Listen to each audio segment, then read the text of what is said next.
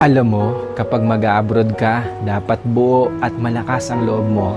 Dahil kung hindi rin lang buo at malakas ang loob mo, huwag mo nang ipagpatuloy pa. Kapag nang ibang bansa ka, dapat kaya mong lahat dahil marami kang kalaban doon sa pupuntahan mo. Nariyan ang lungkot dahil mapapalayo ka sa pamilya mo.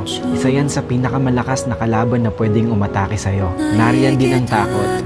Takot at pagkabalisa kung maayos ba ang lugar na mapupuntahan mo. Maaari ka ring panghinaan ng loob dahil tanging sarili mo lang ang tutulong sa'yo sa oras ng pangangailangan mo. Pwede ka ding ma-depress dahil sa sobrang daming problema na darating sa'yo at lalo na hindi mo pa kasama ang pamilya mo sa tabi mo. Pagkawalan ng pag-asa na makakamit mo pa ba ang pangarap mo dahil kulang pa ang panggastos mo kaysa sa sinasahod mo. At marami pang iba. Ilan lang yan sa maaari mong maranasan kapag nang ibang bansa ka. Pero dapat kapag nag-abroad ka, kaya mong magtiis at magsakripisyo para sa pangarap mo. Kaya mong indahin ang lahat ng lungkot para sa pamilya mo. Kaya mong kainin ang pride mo kahit alam mong iba ang trabaho na madadatnan mo sa pupuntahan mo. Kaya mong magtiyaga ng matagal na panahon para sa mga minamahal mo. At kaya mo dapat makibagay lalo na't iba't ibang klase ng tao at nasyonalidad ang makakasalamuha mo. Kapag nag-abroad ka, lahat ng feelings ay mararamdaman mo. Minsan nga, tutulo na lang yung luha mo nang hindi mo namamalayan. Pero isipin mo na pansamantala lang ito. Dahil sa pag-alis mo, nangangahulugan na may pangarap ka para sa sarili mo at para sa mga mahal mo sa buhay. Dalawa lang ang pwede mong kahinatnan sa ibang bansa.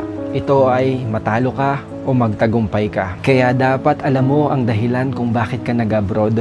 Hindi yung sinubukan mo lang dahil kung may dahilan ka, mas malaki ang tsansa na magtagumpay ka. Ang salitang abroad, masarap pakinggan lalo na sa mga taong hindi pa nakakaranas nito dahil ang nasa isip nila ay kapag nasa ibang bansa ka ay mapera ka o parang tumatay ka ng pera. Hindi porkit nag-abroad ay mapera na. Pagod at hirap ang katumbas ng bawat dolyar na iyong kikitain sa ibang bansa. Kahit sobrang nakakapagod, basta ang pamilya mo ay iyong mataguyod at mabigyan mo ng buhay na maginhawa kahit kapalit pa nito ay pangungulila. Kapag nasa abroad ka na, sobrang daming pagsubok ang iyong haharapin.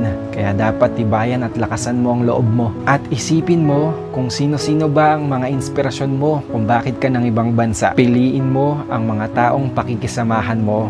Yung mga tao na magtuturo sa'yo kung papaano maging mabuting tao. At higit sa lahat, huwag mong isipin na mag-isa ka at huwag kang matakot dahil kasama mo palagi ang Diyos. Kayang-kaya mo yan. Kinaya nga ng iba eh. Ikaw pa ba?